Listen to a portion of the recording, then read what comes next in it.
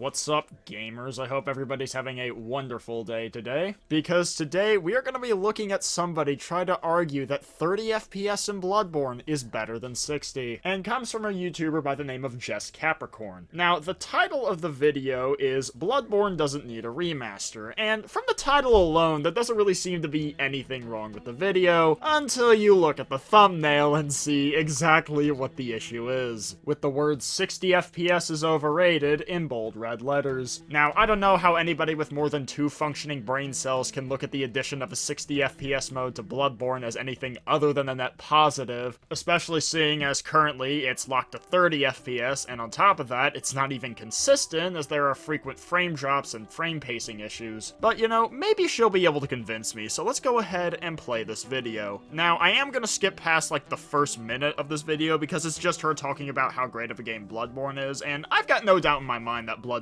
is an absolutely amazing game. In fact, it's one of the few PlayStation exclusives that actually looks like it'll interest me. So let's go ahead and get straight into the juicy bits. So yeah, it's a masterpiece. And yet, without fail, every time I stream the game, there's at least one person who comes in and says, I don't know about this game. I'll probably just wait till they release it at 60 FPS. and my heart breaks. Because everyone deserves to experience this. Oh, you see, I 100% agree that more people should be able to experience Bloodborne. Unfortunately, you can only play this game on the PS4 or the PS5 via backwards compatibility, and the backwards compatible version does not have any enhancements such as 60 FPS. You're stuck playing at an inconsistent 30. Some people get motion sick from 30 FPS, and releasing a current gen patch where it can run at 60, and also a PC port which can run at whatever frame rate your rig can handle, would make it accessible to those people. And on top of that, there are those that just don't want to play at 30 FPS because, let's face it, 30 FPS absolutely fucking sucks. Especially in a game like Bloodborne, where your reactions have to be fast and precise, otherwise you get punished hard. Really though, the desire for Bloodborne running at double its frame rate has turned into something of a phenomenon in the gaming community.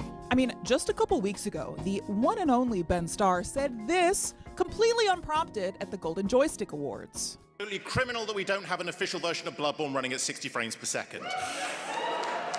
And honestly, right now, in this very moment, we're closer to a Bloodborne remaster than we've ever been. Modders have been emulating it on PC with mild to moderate success. Lance McDonald's 60 FPS mod is a real tangible thing on jailbroken PlayStations. Not that I'd, know anything about that. Just keep this in mind because it's gonna come up later. And the game's 10th anniversary is coming up early next year. Which, if you're anything like me, you expect big announcements for franchises you love on any perceivable anniversary. I'm even making this video a lot earlier than I had planned because of this bullshit. Server maintenance on PlayStation's 30th birthday? Please! And even if it's not tomorrow, it makes sense that they would give us an official Bloodborne PC port, remake, remaster, sequel, anything tangentially related to Bloodborne. Any of that could be announced at the Game Awards next week. But amidst everyone, myself included, asking whether we could achieve 60 FPS, no one stopped to consider whether we should. Hold on to those brain cells, ladies and gentlemen. The stupidity is about to start. I'm not afraid to say it. I think Bloodborne is at its best at its native 30 FPS. It simply doesn't need a 60 frame per second remaster. Here's why. But first, let's talk frame rate, because what even is 30 FPS? Absolute dog shit. Well, when you see a video like this one, it's not technically a moving picture. It's 30 still images all jammed into 1 second. And our brains stitch them together to give the illusion that they're moving. Take a game in 60 FPS and you're jamming 60 frames into that same singular second. What ends up happening is, with more frames to work with per second, our brains can create a smoother image. I really don't think this side-by-side image is really helping your case because I can look at the 60 FPS one and clearly tell it looks so much better. Not to mention, it also plays better because you can feel the frame rate since video games are an interactive medium, which I will expand more upon that, don't you worry. That neuroscience thing where our brains turn this into this, it has a name. It's called the phi phenomenon. And scientists have tried to study it further, but studying perception is notoriously difficult. Like, how do they know the blue that I see is the same blue that you see? How do we know that both of our human eyes both see at 60 frames per second? Because I can look at a game running at 60 FPS and then another game running at 30 FPS and very easily tell the difference. Next question. Do you remember this meme? It dates all the way back to 1999. So what's the truth? Well, we really don't know. Some research says the human eye sees something around 70 FPS, but other research says closer to 40. Well, either that research is complete bogus, that research is studying something which is completely uncomparable to video game frame rates, or I just happen to have a really good set of eyes because I can very easily see as much as 240 FPS. Because if the average human can only see between 40 and 70 FPS, then I must have won the genetic lottery. And even then, the idea of a biological FPS is really hard to study, and it's really not comparable to an FPS on a computer monitor. But those sort of ballpark estimates, they do make sense with how we perceive varying kinds of media. Like movies, for instance, are shown at just 24 frames per second. Most of us don't think twice about that. It's just how movies are supposed to look. Yeah, that's how movies are supposed to work, but we're not talking about movies, we're talking about video games, and video games should run at 60 FPS or above. I know you might be confused on that, understandably so, considering that most Sony exclusives are more like movies than games, but in the case of Bloodborne, no, it's definitely a video game. And games, unlike movies, are an interactive medium. For movies and TV shows, 24 FPS is perfectly fine, and that's because you're not expected to react to what's on the screen. But in a video game, you're interacting with what's on the screen. This is easier to understand if we look at it from a frame time perspective. At 30 FPS, a new frame is drawn every 33.3 milliseconds, but at 60, that frame time is cut in half to 16.7 milliseconds. The reduced latency between entering inputs into your controller and actually seeing the effects of that on screen results in the game feeling a lot snappier and more responsive, while a low frame rate like 30 FPS feels choppy and sluggish. On top of that, when you have a game like Bloodborne, which requires fast, precise reactions to enemy attacks, you're able to react more effectively at higher frame rates because you're being delivered information at a faster rate, whereas at a lower frame rate, it can make it harder to tell what's going on. This is the difference between movies and video games. You not only see the difference in frame rate in a video game, but you can feel it as well because of the responsiveness of your inputs. Trying to say that 30 FPS is fine in video games because movies have a similar frame rate is absolutely fucking retarded. But then they showed us The Hobbit at 48 frames per second. And we kind of lost our minds. It looked all wrong. Too smooth. And why? Why does it look bad with more frames? Even to us gamers. Some folks think it's because 48 frames crosses over into IRL territory. It's more similar to how our own brains and eyeballs see real life. At the very least, it's how real life is shot and shown on TV. Think newscasts, sports, reality TV, other stuff. A lot of that, for the most part these days, is shown at 60 FPS. So when we see Middle-earth in 48 frames per second instead of 24, this cinematic veil is lifted. It looks too real. One critic even called high frame rates a crime against cinema. Notice how that critic said a crime against cinema and not a crime against video games. Which, I don't even really care if you think it's a crime against cinema or not. I don't really have any real stake in that, but at the very least, you can make any argument for that. But when it comes to video games, higher frame rates are objectively better because they come with reduced input latency and more clarity as to what's happening in the game. And in an era where we have hardware as powerful as we do, there is no reason for video games to not run at a minimum of 60 FPS, or at the very least offer the option for 60 FPS. So yeah, frame rate in movies and TV definitely affects how we perceive what's on screen. But what about video games? I'd argue the same is true. And sure, From Software certainly didn't intend to put Bloodborne at 30 FPS just to make it more cinematic and dreamlike. The processors in that base PS4 and the X-Bone were, not great.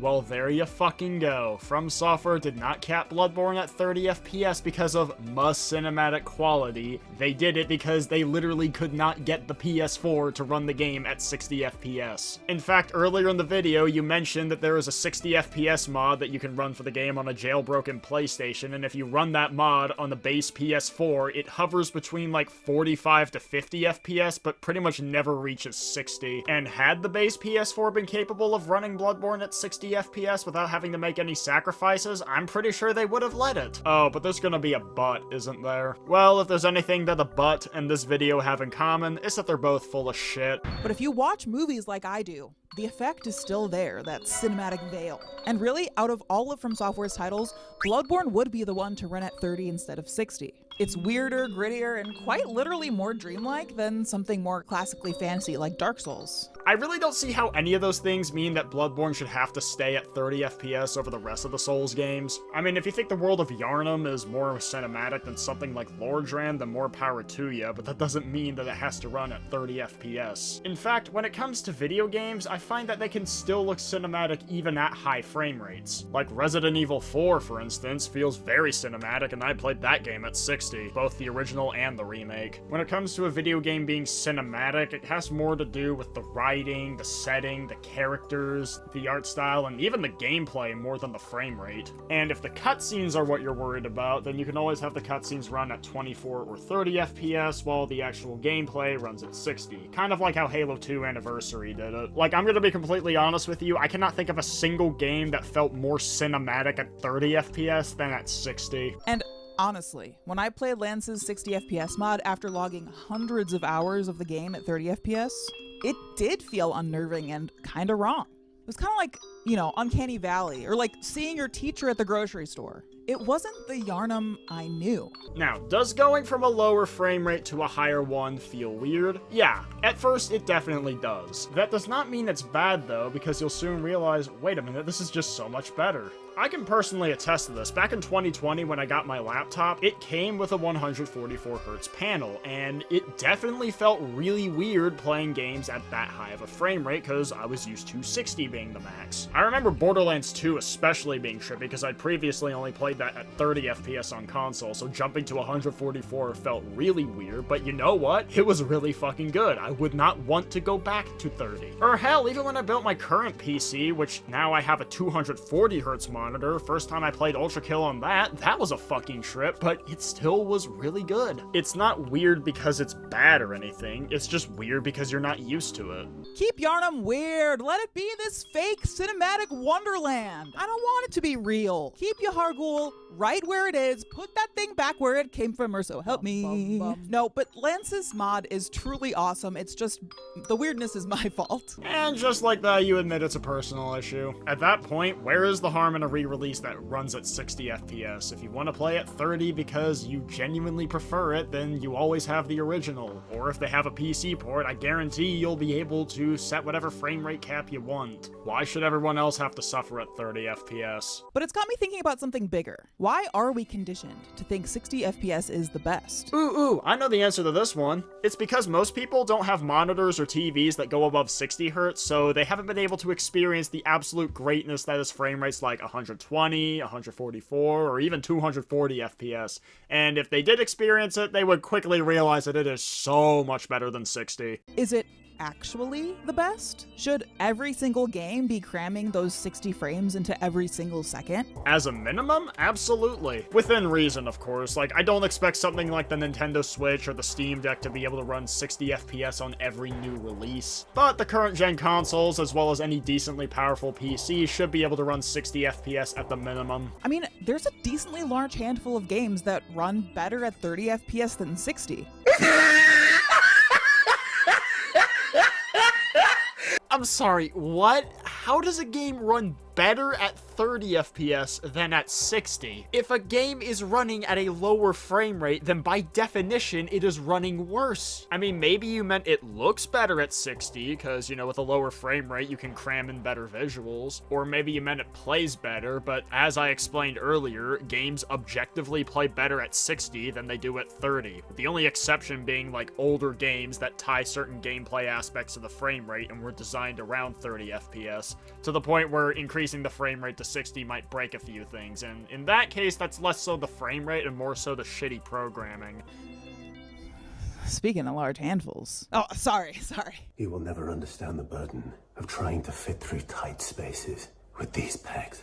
I mean, Final Fantasy XVI, in which Ben Starr plays the lead, might I add, runs a heck of a lot better at 30 than 60, as evidenced by the recent PC release this year. Like I just explained, if a game is running at a lower frame rate, that means it's running worse, not better. And the two things that you flash on screen to try and prove your point don't actually prove your point. All it proves is that Final Fantasy XVI is heavily unoptimized because it runs like complete shit. But hell, even despite that, when the game was only on the PS5, they still understood the importance of high frame rate, particularly when it comes to combat. Because even though traversing the open world was often a stuttery, low frame rate mess, as soon as you got into combat, the game would actually lock to 60 because it would drop the resolution down to like 720p or some other ridiculously low resolution. And that's because even though the devs don't understand how to optimize their game, they at the very least understand that when you're in combat and you need to have fast reactions, that having a high frame rate is important. Also, the beautifully cinematic Red Dead Redemption 2 is locked at 30 frames per second on console, and some gamers even say that the horse feels floaty and weird at 60 frames. Okay, this may be anecdotal, but I have literally never once heard of anybody complain about the horses being floaty at 60 FPS. In fact, everybody that I've talked to who has played the game at 30 FPS on console and then later played it at 60 or above on PC has told me that playing it on PC at a higher frame rate is a much better experience. I mean, for fuck's sake, ever since the console generation started, people have been begging Rockstar non-stop to release a current gen patch for Red Dead 2 that increases the frame rate to 60 FPS. And that's because even the console users have been enlightened to how amazing higher frame rates are. In fact, when Mark Cerny revealed the PS5 Pro, he also revealed the fact that 75% of people on PS5, when given the option between a 30 FPS quality mode and 60 FPS performance mode, would choose the higher frame rate option. And I'm not even gonna get into the weirdness that is Skyrim at a high frame rate. For games that can run at both or higher, we're often faced with choosing a frame rate based on stability. And I think most of us would agree that a stable 30 is way better than an unstable 60. That's a nice argument, Senator. Why don't you back it up with a source? My source is that I made it the fuck up. Now, I have no idea if there's some statistic out there that proves this or not, but me and most people that I know would choose an unstable 60 over a stable 30 any day of the fucking week. In fact, when I got my Steam Deck, one of the first games I played on it was Dishonored 2, and it could not lock to 60 FPS, but I still chose to play at that unstable 60 because it was still a much better experience than playing at a locked 30 on Xbox. Also, like I stated earlier, Mark Cerny revealed that 75% of people on PS5 would play at 60 over 30 whenever they have the option. Now, granted, that doesn't specifically always mean stable 30 versus unstable 60, but still, you kind of get my point. And that's one frame-related criticism that I'm actually on board with regards to Bloodborne. Sometimes it dips below 30, and that's not very chill. So even you admit that in the case of Bloodborne, it is still an unstable 30 FPS, so the whole point of the whole locked 30 versus unstable 60 point is kinda moot. But in a game about Lovecraftian horrors and losing our minds as we perceive eldritch truths, what are those dropped frames but the filling of our IRL frenzy bars? Lest. Nah, I'm kidding. In reality, I think the best case scenario if we do get a remaster is to just let the PC version do what PC versions do best. Be ultimately customizable. PC gaming has always been about choice. And if your choice is to play it at 60, maybe my choice is to play it at 30. Everybody wins. And just like that, you've completely destroyed the entire point you've been trying to make in this video. Which, frankly, if this was all your video amounted to, saying that you'd prefer to play Bloodborne at 30, but you can see why others might want to play it at 60, this video would not have had any issues whatsoever. But instead, she spent 10 minutes trying to convince us that in Bloodborne, 30 FPS is better than 60. Now, it's not an inherently bad thing for games to look smoother at 60 FPS. A lot of the time, it's a downright wonderful thing. And sometimes it'll make you better at a game, like for first-person shooters and fighting games with their quick camera movements and need for precise inputs. Exactly! Higher frame rates makes it easier to do precise inputs because it's easier to tell what's going on and you have less latency. Now gee, I wonder what other game also benefits from having faster reaction speeds and precise inputs. Surely it couldn't be a game like Bloodborne, which requires fast and precise reactions to enemy attacks, right? Nah, it couldn't be that, could it? It's also an important consideration for accessibility and motion sickness. But in a Soulsborne title, frame rate isn't what's gonna help you get good. I do admit, dying to frame instability sucks ass, and it shouldn't happen. And they could smooth out a lot of that nitty-gritty stuff with frame pacing and capping. But learning to read patterns, when to dodge, when to punish, none of that is locked behind an extra 30 frames. If you're blaming your Bloodborne deaths on its frame rate, that's a skill issue. Okay, to an extent, I do agree. If you suck ass at Bloodborne at 30 FPS, then you're probably going to suck ass at 60. However, if you have the ability to play at 60 or beyond, you're not going to be held back by the input latency like you would at 30, because having a low frame rate does impact your ability to play the game. In fact, let me give you an example. I recently helped my older brother build a new PC, but prior to that, he was playing on an 8-year-old laptop from 2016 running a GTX 960, which, as you can imagine, doesn't exactly deliver the highest frame rates in newer releases, one such game being Everspace 2, which on his laptop he was getting about 20 FPS, and the problem with playing at such a low frame rate is that Everspace 2 requires precise aiming for most of its weapons, something that, when playing at such a low frame rate, becomes borderline impossible to do, which meant that pretty much the only weapon he could use with any sort of effectiveness was the flat cannon, which is naturally going to hold him back significantly because once you start getting to the later encounters in that game, you need to be comboing together different weapons of varying types if you want to succeed. But since pretty much every weapon besides the flat cannon requires precise aiming, and precise aiming is something you can't really do at a particularly low frame rate, that's going to have a massive impact on his ability to play the game properly. Now, I know that 20 FPS is obviously worse than 30, and that Everspace 2 is a completely different type of game than Bloodborne, but the point is, low frame rates do have a negative impact on your ability to play at your full potential. Unless you're playing something like a turn-based game or a visual novel, a low frame rate is going to impact your ability to play the game. Okay, but back to that question. Should every game run at 60 FPS? At least at a minimum. I think a lot of folks would say yes. And a lot of folks would be correct. But I have this fear in the back of my head that all video games are starting to look and feel the same. Like the gaming equivalent to Instagram face, where celebs and influencers are all starting to look the same, in part because their plastic surgery is mimicking the filters on social media. You know, mimicking this fake popular beauty standard. And this fear of gaming Instagram face, it's not unfounded. Bloober released their Silent Hill 2 remake this year, which I adored, by the way, but it just looks like so many games of this era. Third person, over-the-shoulder camera angle, slightly offset with this Resident Evil and or Last of Us style combat. That's obviously a huge departure from the original PS2 game back in 2001. Okay, once again, I kind of agree with this to an extent. However, this is a completely separate issue from the frame rate. The reason a lot of games look the same nowadays is because, you know, they use Unreal Engine 5, they go for photorealism instead of their own unique art style, they have similar camera perspectives and other shit like that. And that is something that I do think is open for discussion, but that has nothing at all to do with the frame rate. They're not making games run at 60 because of some quote-unquote arbitrary beauty standard. They're doing it because games actually play better at 60.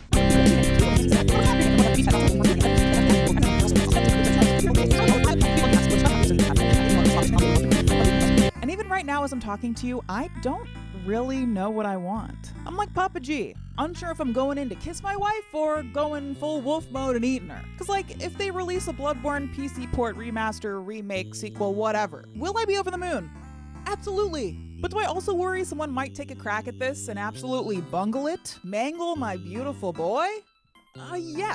Of course, the Demon Souls remake comes to mind here. Again, a totally kick-ass remake, but a lot of that original artistic intent was kind of lost in the shuffle when Bluepoint remade it. If you want to learn more about that whole can of worms, I highly recommend this series by Illusory Wall. Again, I do think that there is a valid discussion to be had on if the remake of Demon Souls ruined the artistic intent of the original, but once again, that has absolutely nothing to do with the frame rate. Rather, it has to do with changes to the assets and art style. Besides, most people don't even want a full-on remaster like we got for Demon's Souls. Most people just want a 60 FPS patch for PS5 and a port to PC. You can keep the visuals the same, but increase the frame rate to 60 FPS. I think that's the most that people really expect and want out of it. At this point, I'm just gonna skip past the last minute or two because I'd just be more or less repeating the same shit that I've been saying this entire video. So I guess the key takeaway here is that 60 FPS is better than 30, and that people are not wrong for wanting to wait for a 60 FPS patch for Bloodborne before they play it. But anyways, that's gonna be about it for this video, guys. If you enjoyed, make sure you hit the like button and subscribe for more, and tell me what you think of this whole video and the whole take on Bloodborne. Anyways, that's it. Peace!